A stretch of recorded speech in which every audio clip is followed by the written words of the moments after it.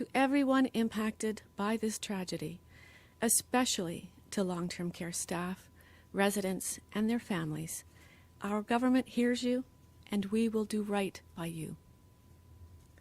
I have reviewed the final recommendations, and I will speak to some of them today. Many of them are in line with measures our government has already begun and is underway, urgently implementing our staffing plan, investing in stronger IPAC measures in homes, and developing thousands of new long-term care spaces. We are investing historic amounts to make good on our commitment to repair and rebuild capacity in long-term care homes.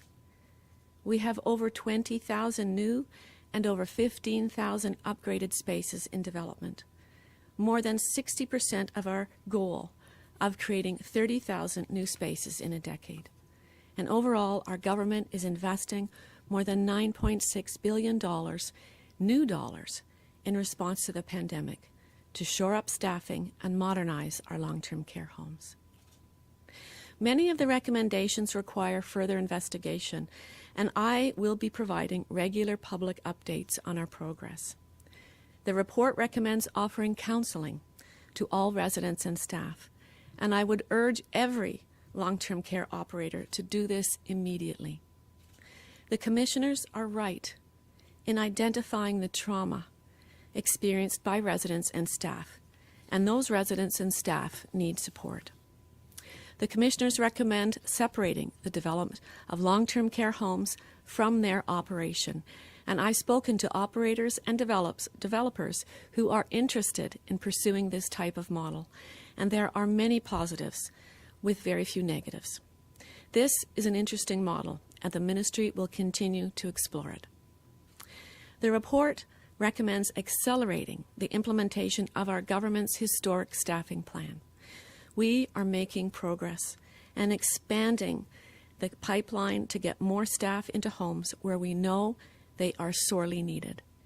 Fixing this problem will take many solutions, and we know that there's a lot more to be done, and we're going to keep doing it. I'm committed to making long-term care a better place for staff to work and a better place for residents to live. We need to improve conditions for staff in long-term care and for residents. Improving inspections is a recommendation made by both the commissioners and by the Auditor General in her report last week. And I want Ontarians to know that we are actively working on changes to the inspection regime. The report makes it clear that the lessons learned from SARS were forgotten or not implemented in the long-term care sector. The report also makes it clear that the long-standing issues neglected by successive governments contributed to the spread of COVID-19. Issues like overcrowding and homes built to old design standards, chronic understaffing, and a lack of adequate preparedness.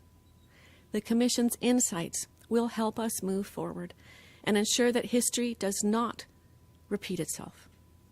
There is no question that residents and staff at long-term care homes and their families were disproportionately impacted by COVID-19.